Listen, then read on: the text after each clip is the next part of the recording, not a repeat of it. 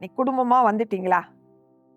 எந்த காரியத்துக்காக ஜெபிக்க வந்திருக்கீங்க? காலை வேளையில இந்த நாளுக்கு என்ன தேவை இருக்குது என்று ஒரு மனம் ஆவி இருக்கா? அதுதான் ரொம்ப முக்கியம். கணவருக்கு ஒரு எண்ணம், மனைவிக்கு ஒரு எண்ணம், அப்படி அல்ல. பிள்ளைகளுக்கு ஒரு எண்ணம், அப்படி அல்ல. இயேசுவை விசுவாசத்தோடு நம்பிக்கையோடு ஒரு மனதோடு வாங்க. எந்த காரியத்துக்கு ஜெபிக்கிறீங்களோ அந்த காரியம் நிச்சயமாக வானம் பூமி ஒளிந்து போகும். தேவனுடைய வார்த்தை ஒளிந்து போகாது.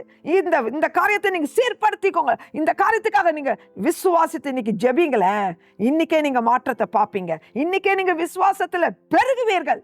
இன்னைக்கு உங்களுக்கு தான் தேவனுடைய வார்த்தை என்ன தெரியுமா?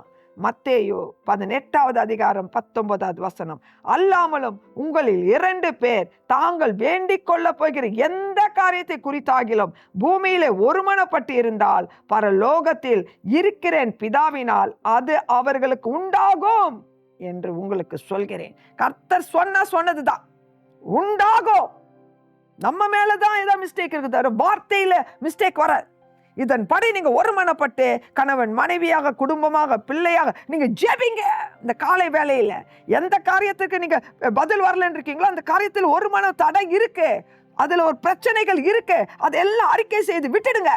அதுல ஒருமனப்படுங்க, பதில சுதந்திரிச்சிடுவீங்க. இந்த காலையை கர்த்தர் உங்களை ஆசீர்வதிக்க விரும்புகிறார். கர்த்தர் உங்களை ஆசீர்வதிக்க விரும்புகிறார். இந்த வார்த்தையை விசுவாசிங்க. கர்த்தருடைய வல்லமை இந்த காலை வேளையில் உங்க குடும்பத்தின் மீது இறங்கி இருக்கு. இன்னைக்கு அந்த தடை உடைந்து அந்த ஆசீர்வாதத்தை நீங்க சுதந்திரித்துக் கொள்ளுங்க. கர்த்தர் உங்களை ஆசீர்வதிப்பாராக. ஆமென்.